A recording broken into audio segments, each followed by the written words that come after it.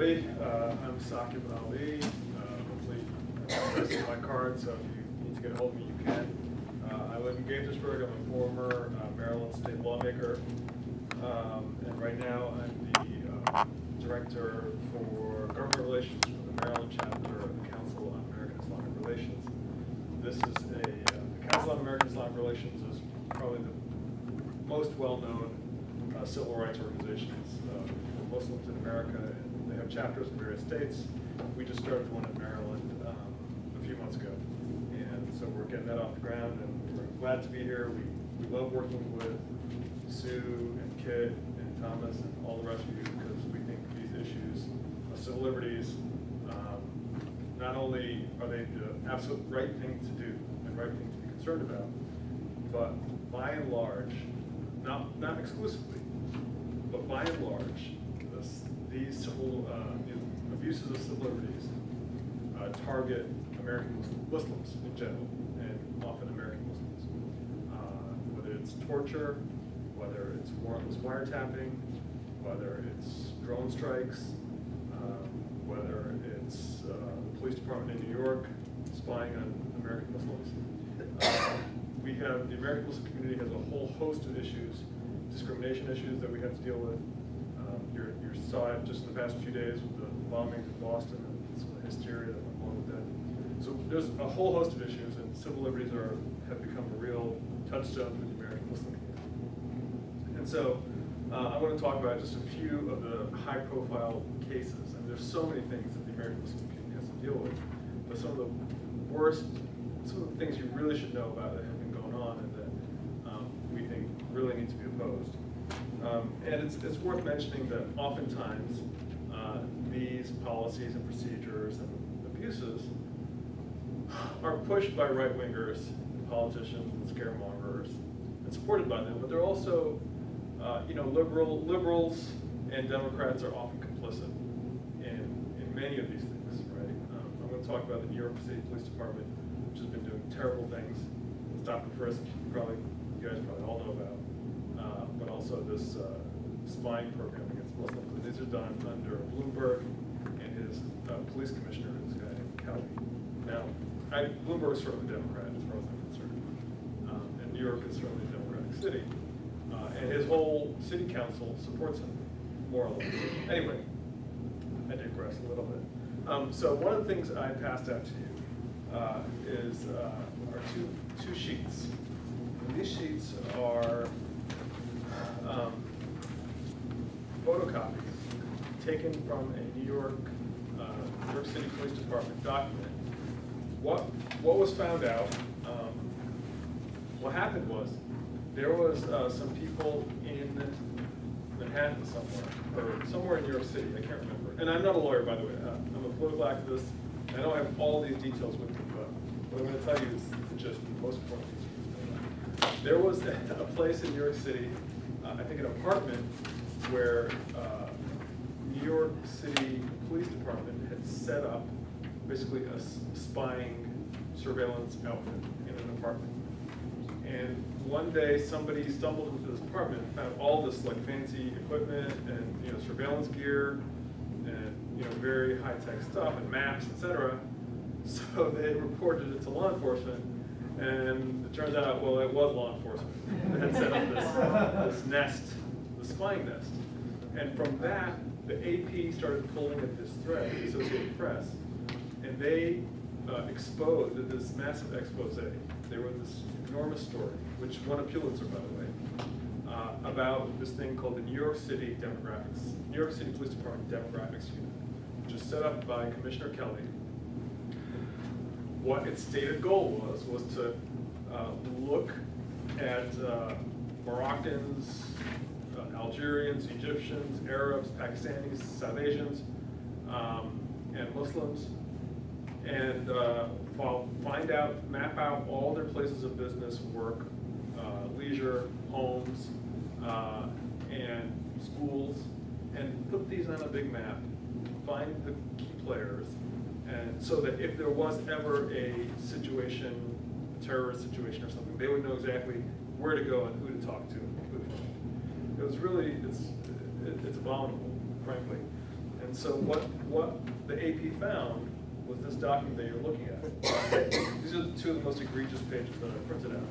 One is, New York City Police Department didn't restrict itself to New York City. They went to New Jersey, they went to other states. They mapped out in Newark, New Jersey, all the Muslim institutions, all the mosques. And they made a map of it and said, here are all the mosques in Newark. And they put it on a piece of paper, and they spent lots of money doing this. The next page is a surveillance photo of a sort of Muslim homeschool. They took a photo of it. They said this is like from first grade to, I don't have the fourth grade. They said I think it's mostly African Americans who go to school there. I believe it says on that piece of paper. And this was the kind of stuff they were doing. It's just this wide, indiscriminate dragnet of Muslims doing everyday things. Barbershops, coffee shops, bookstores. You know, the craziest, massive dragnet is exposed by the AP. You know, the whole civil liberties community was inflamed. Of course, the Muslim community was upset about it. But Mayor Bloomberg says, I support Mayor Kelly. Mayor Kelly's reduced the crime rate in our city, and I'm sticking with it. So it's ongoing. It's been, it hasn't been stopped by anybody. It's legal, and I think it's a terrible shame. So far, to date, it has produced zero leads of terrorism. So it's one of these things. And the people who are now running for mayor of New York City, the front runner is a lady named Christine Quinn. She's the president of the New York City Council. She supports it. 2 or 3, I think as far as I know, none of the candidates who are running for New York City mayor has spoken out against this program. So it's a real shame. You know, you'd think in a liberal city like New York, it wouldn't be tolerated, but it is. Another one of the big issues that Muslims face in this country, and a lot of times the Muslims who face these problems or are abused by law enforcement or targeted, they're not Muslims like me. You know, I'm fairly assimilated. I'm middle class. You speak good English. I speak English. I consider myself completely American. My wife is Caucasian. I don't have a problem with law enforcement. Right? What they do, the people who do get targeted are the marginal people. New immigrants, poor people, maybe people who've been in and out of jail for drug convictions. Dress funny. Yeah, you know, I know my rights very well. Other people get intimidated, etc. Right? So those are the kinds of people that often get targeted. There's these no-fly lists. I'm sure you know about them, right? TSA and the federal government have no-fly lists, and you know we support no-fly lists of people who are actually bad guys. The problem is there's no transparency.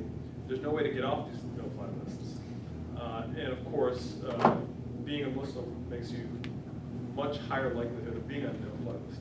So what you have is situations like people. There are cases of this guy who was an American Muslim guy who was in Yemen.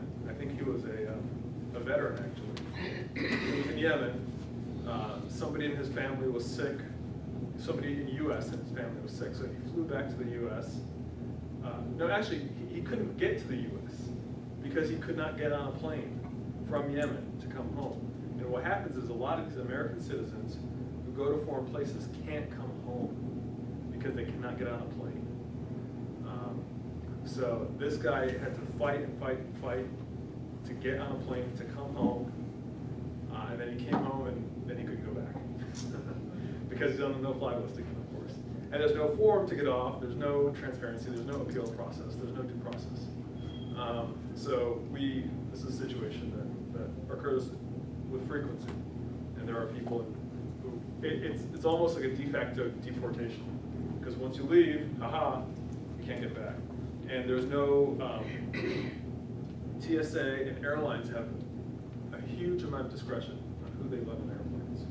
You know, the airplanes can kick people off just because. They don't have to have a good reason. And there's nothing legal you can really do about it. So that's a very major issue that the American community faces. Kit talked about the NDAA. You all know about this. This is, you know, we can put anybody in jail at any time. This is, of course, Obama says that he's not going to use it, he's not going to abuse it. We hope so, but it's not comforting when we hear it. And these bills in local jurisdictions, states that are very, very difficult to pass. Legislative bodies are loath to pass these bills. Even liberal ones, they don't want to do it. Tacoma Park, it was hard. It's hard for Tacoma Park to do it.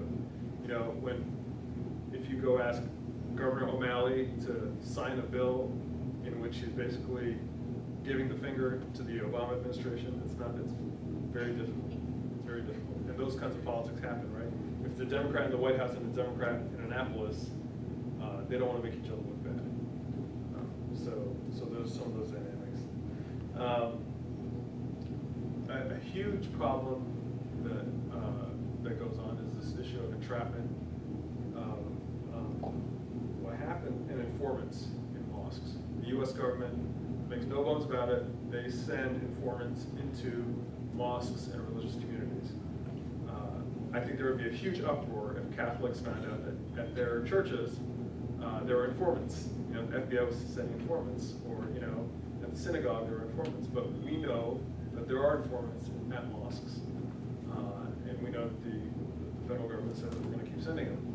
So what has happened is they've sent these people into the mosques, and they trolling for terrorists and trolling for people to convict.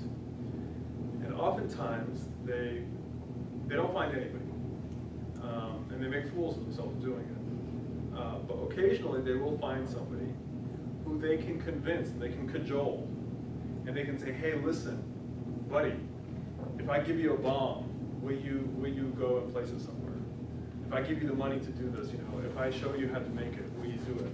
And oftentimes they find somebody who's usually not very bright, not very, you know, just on the margins of society, and they convince him to do something really bad.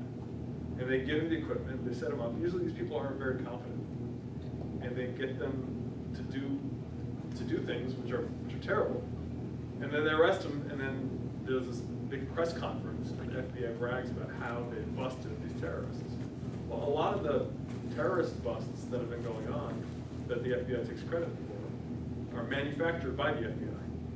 And there is strong suspicion that none of these terrorists would have been terrorists if it weren't for the FBI. So the FBI is making terrorists, and they're busting them, and they take credit for it. There was a case in California where they sent an informant into a mosque. Now this is, a lot of times these informants are people who they make deals with because they're in jail, and they say, okay, you know, we'll cut your sentence if you become an informant. Or we've heard cases of where people, a lot of Muslims are immigrants. Some of them have overstayed their visas. We've heard of people who have overstayed their visas, and then the immigration authorities come to them and say, hey, we're going to deport you, or by the way, you know, if you become an informant, maybe we won't deport you. So could you help us out a little bit? Because the FBI is looking, they need people who look like me and who can pass the familiarity test to go into these mosques and act a part and culturally assimilate. And they don't have a lot of these people. So the few that they have are like those sort of crown jewels, and they're always looking for more. So when they find people, immigrants especially, Muslims especially, who are in trouble, they try and exploit them. So they've gone to imams of mosques and tried to recruit them. You know about this. But what they did is they sent this guy. This guy was like a common criminal, and they sent him into a mosque in Florida, in California. And he kept going around talking to everybody, saying, hey, you know, hey buddy, let's do some jihad together. You know, if you want to plant a bomb, you know, all this kind of like really way over the top. These guys are always really way over the top and really bad actors. And every mosque you go to, even in Silver Spring, you'll hear them say, oh yeah, this guy came around, he was no good, we told him to go away. We don't know if he was an informer, but we have our suspicions, you know, because he's just, you know, citing people and stuff. So they sent this guy into a mosque in California, and he was so out there that they called the FBI, saying there's this guy here, he's trying to get everyone to do terrorism, take him away. So reporting like they wanted him to. Like Right. the FBI wants them to report when crazy stuff happens. Well, yeah. So these are the things that happen, and American Muslims feel very upset. They don't like, nobody likes to go into their place of worship and be spied on. These convictions are mostly bogus, and nobody likes to be spied on and informed on in this way. And we think that if you spy on and incite and cajole any community in this way, you could come up with the same kinds of results. So we think they're really off-putting and just unjust. I'll wrap up with a situation that's improved over the past few years. I mean, there's a huge amount of anti-Muslim bigotry, and there has been for many years now. But now there's a huge pushback, especially by liberals, not tolerating it anymore. 7 or 8 years ago, it didn't feel like that. It felt like that people were much more tolerant of it, or at least they stayed silent. But in these law enforcement agencies, they use training materials, and oftentimes, the people running these law enforcement agencies have a background just shady, and they're just like out-and-out bigots. And so we found that they have training materials which associate Muslims with terrorists, say things like, you can never trust a Muslim. Here's how you identify who's a Muslim. Muslims are here to take over this country. All these kinds of things, and there's a cottage industry of these law enforcement trainers and terrorism experts, who go around just basically spreading bigotry. And oftentimes they have a friendly ear in the taxpayer-funded law enforcement agencies, because their buddy is the police commissioner or the local sergeant or whatever. He's the guy in charge of hiring the expert, and so you get these guys come in, and it's a real disservice to our society. So that's about it. Happy to take any questions or. Why don't we save questions till the end? Sure. Okay. Thanks, guys.